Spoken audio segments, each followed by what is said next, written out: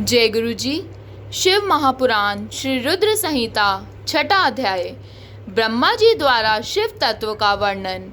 ब्रह्मा जी ने कहा, हे नारद, तुम सदैव जगत के उपकार में लगे रहते हो। तुमने जगत के लोगों के हित के लिए बहुत उत्तम बात पूछी है, जिसके सुनने से मनुष्य के सब जन्मों के पापों का नाश हो जाता है। उस पर ब्रह्म शिव तत्व का वर्णन मैं तुम्हारे लिए कर रहा हूँ। शिव तत्व का स्वरूप बहुत सुंदर और अद्भुत है। जिस समय महाप्रलय आई थी और पूरा संसार नष्ट हो गया था तथा चारों ओर सिर्फ अंधकार ही अंधकार था, आकाश व ब्रह्मांड तारों व ग्रहों से रहित होकर अंधकार में डूब गए थे। सूर्य और चंद्रमा दिखाई देने बंद हो गए थे। सभी ग्रहों और नक्षत्रों का कहीं पता नहीं चल रहा था। दिन रात अग्नि जल कुछ भी नहीं था। प्रधान आकाश और अन्य तेज भी शून्य हो गए थे। शब्द स्पर्श गंध रूप रस का अभाव हो गया था। सत्य असत्य सब कुछ खत्म हो गया था। तब सिर्फ सत्य ही बचा था। उस तत्व को मुनिजन एवं योगी अपने हृदय के भीतर ही देखते थे। वाणी नाम रूप रंग आदि की वहां तक पहुंच नहीं है। उस पर ब्रह्म के विषय में ज्ञान और अज्ञान से किए गए संबोधन के द्वारा कुछ समय बाद अर्थात सृष्टि का समय आने पर एक से अनेक होने के संकल्प का उदय हुआ। तब उन्होंने अपनी लीला से मूर्ति की रचना की। वह मूर्ति संपूर्ण ऐश्वर्य तथा गुणों से युक्त, संपन्न, सर्व ज्ञानमयी एवं सब कुछ प्रदान करने वाली है। यही सदाशिव की मूर्ति है। सभी पंडित विद्वान इसी प्राचीन मूर्ति को ईश्वर कहते हैं। उसने अपने शरीर से स्वच्छ शरीर वाली एवं स्वरूप भूता शक्ति की रचना की। वही परम शक्ति प्रकृति गुणमयी और बुद्धित्व की जननी कहलाई। उसे शक्ति अंबिका प्रकृति संपूर्ण लोकों की जननी, त्रिदेवों की माता, नित्य और मूल कारणा भी कहते हैं। उसकी 8 भुजाओं एवं मुख की शोभा विचित्र है। उसके मुख के सामने चंद्रमा की कांति भी क्षीण हो जाती है।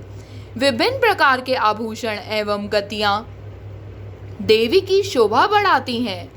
वे अनेक प्रकार के अस्त्र शस्त्र धारण किए हुए हैं। सदाशिव को ही सब मनुष्य परम पुरुष, ईश्वर, शिव शंभु और महेश्वर कहकर पुकारते हैं। उनके मस्तक पर गंगा, भाल में चंद्रमा और मुख में 3 नेत्र शोभा पाते हैं। उनके 5 मुख हैं तथा 10 भुजाओं के स्वामी श्री त्रिशूलधारी हैं। वे अपने शरीर में भस्म लगाए हैं। उन्होंने शिवलोक नामक क्षेत्र का निर्माण किया है। यह परम पावन स्थान काशी नाम से जाना जाता है। यह परम मोक्षदायक स्थान है। इस क्षेत्र में परमानंद रूप शिव पार्वती सहित निवास करते हैं। शिव और शिवा ने प्रलय काल में भी उस स्थान को नहीं छोड़ा, इसलिए शिव जी ने इसका नाम आनंदवन रखा है। एक दिन आनंदवन में घूमते समय शिव शिवा के मन में किसी दूसरे पुरुष की रचना करने की इच्छा हुई। तब उन्होंने सोचा कि इसका भार किसी दूसरे व्यक्ति को सौंपकर हम यहीं काशी में विराजमान करेंगे। ऐसा सोचकर उन्होंने अपने वाम भाग के 10वें अंग पर अमृत मल दिया, जिससे एक सुंदर पुरुष वहां प्रकट हुआ, जो शांत और सत्व गुणों से युक्त एवं गंभीरता का अथाह सागर था। उसकी कांति इंद्रनील मणि के समान श्याम थी।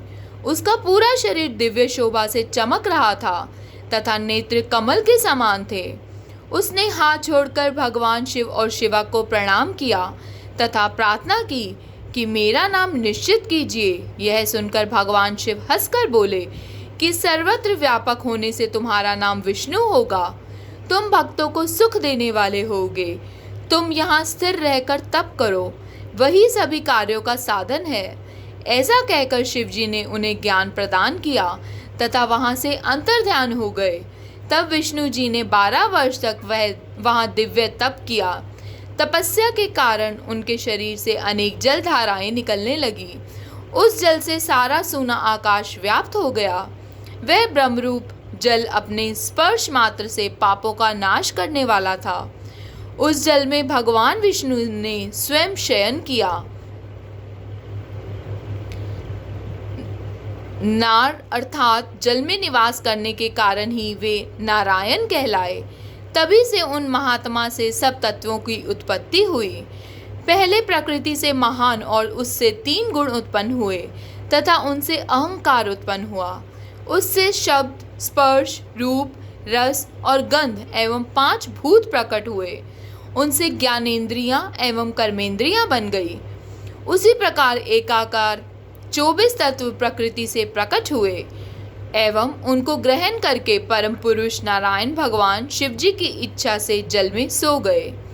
श्री रुद्र संहिता 6ठा अध्याय समाप्त। जय गुरु जी।